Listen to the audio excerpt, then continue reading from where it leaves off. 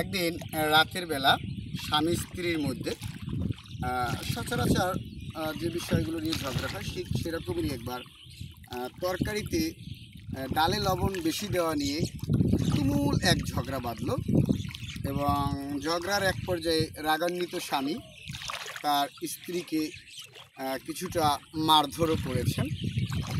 মারধর করার পরে স্ত্রী গিয়ে আলাদা একটি বিছানায় শুয়ে পড়লেন, স্বামীও আলাদা পাশের রুমে শুয়েছিলেন।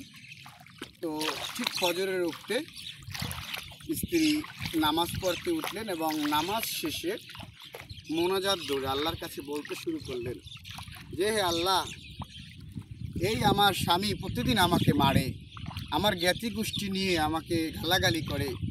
আল্লাহ, এই স্বামীর তুই বিচার করিস। আল্লাহ, তুই ওর 14 গোষ্ঠীকে ধ্বংস করে দিস। আল্লাহ, তুই ওরে ধ্বংস করে দিস। তখন স্বামী পাশের রুম থেকে বললেন যে, আল্লাহ, তোমারই সে তুই বলে ডাকে, তাহলে আমি বেচারা স্বামীর এসে কী বলে ডাকে তুমি জানো এবং তুমি সেই হিসেবে সবার বিচার ন্যায্য মূল্যেই করিও।